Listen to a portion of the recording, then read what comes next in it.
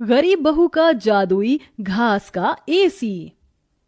एक छोटे से गांव में सरिता अपनी बहू और अपने गरीब परिवार के साथ रह रही थी।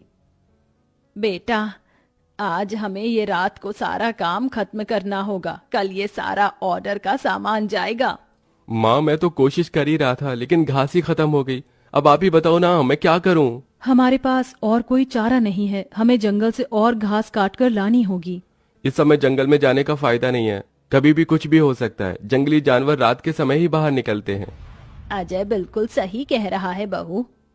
अरे माँ जी, हम दो लोग अगर जाएंगे तो कोई जानवर पास नहीं आएगा, और फिर इतनी जल्दी कोई जानवर हमला नहीं करता। हमें ये ऑर्डर कल देना है, आप ये भी तो सोचिए। लेकिन बहू। माँ जी, आप चिंता मत कीजिए, कुछ नहीं होगा, बस आप बच्चों के पास ही रहना और उनका ख्याल रखना। अगर ये ऑर्डर नहीं गया तो बच्चों के लिए हम गर्मी से बचने के लिए कूलर भी नहीं खरीद पाएंगे। सरिता की बहू भाविका और उसका बेटा, वो तीनों घास से पंखे कूलर बनाने का काम किया करते थे, इसलिए उन्हें घास की जरूरत पड़ती थी। वह आधी रात के समय जंगल में जाते हैं। भाविका, जरा से भी हलचल हुई तो मुझे बता देना, कभी भी कुछ भी हो सकता है। ठीक है जी, मैं आपको बता दूंगी। अजय और भाविका दोनों ही जंगल में घास काट रहे होते हैं, तब उन्हें झाड़ियों से आवाज आने लगती है। क्या तुमने भी वहां से कोई आवाज सुनी है? हाँ जी, मैंने भी सुनी है। मैंने तुम्हें कहा था ना, इस समय आना ठीक नहीं है। चलो देखते हैं उधर क्या है। भाविका और अजय झाड़ियों के पास जैसे ही जाते हैं, उन झाड़ियों के पीछे से एक आदमखोर भेड़िया निकलता है। भाविका, भागो यहाँ से, यहाँ पर तो बहुत खतरनाक भेड़िया है। अजय और भाविका दोनों अपनी जान बचाकर भागने लगते हैं।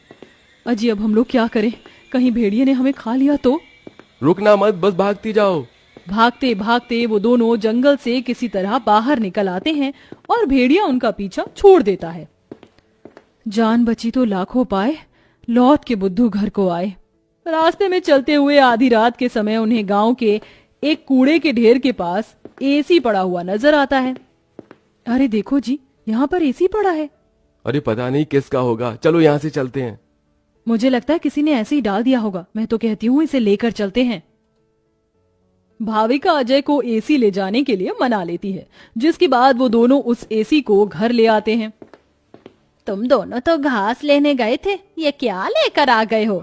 ये हमें रास्ते में पड़ा मिला। जब हम कूलर पंखे बना लेते हैं तो एसी भी बना सकते हैं। इस खराब एसी को छोड़ो और ये बताओ, क्या तुम घास लेकर आई हो? सरिता के ये बोलने के बाद जंगल की दुर्घटना के बारे में दोनों बताते हैं, जिसे सुनकर सरिता हैरान रह जाती है। अच्छा, इसका मतलब बहुत बड़ी मुसीबत से बचकर आए हो तुम दोनों, और साथ में ये कचरा उठाकर ले आए। वह तीनों बहुत ज्यादा परेशान हो जाते हैं। कल का ऑर्डर पूरा करने के बाद उन्हें कुछ पैसे मिल जाते, लेकिन घास न होने की वजह से उनका ऑर्डर पूरा नहीं हो पाता और वह ऑर्डर कैंसिल हो जाता है। अगले दिन उनके टूटे फूटे घर के अंदर धूप की किरणें आने लगती हैं, जिससे बहुत ज्यादा गर्मी हो जाती है।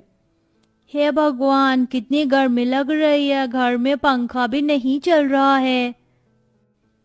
मुझे भी बहुत गर्मी लग रही है।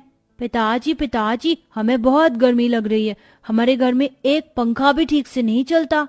बेटा, थोड़ा सा सब्र रखो, कुछ दिनों में मेरे पैसे मुझे मिल जाएंगे तो मैं घर के अंदर एक अच्छा सा पंखा लगवा दूंगा। हमारा वो ऑर्डर तो कैंसिल हो गया, लेकिन सुबह में घास ले आई थी मैं। चलिए गांव वालों के कूलर और पंखे में घास लगा देते हैं, उससे कुछ तो पैसे आएंगे। हाँ, तुमने सही कहा।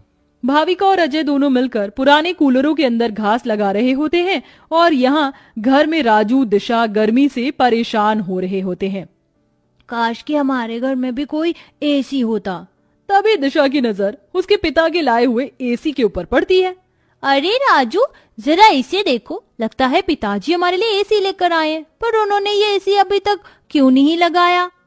क्योंकि ये एसी खराब है, बस इसीलिए। कल रात तुम्हारे माता पिता को यह कूड़े करकट में मिला था।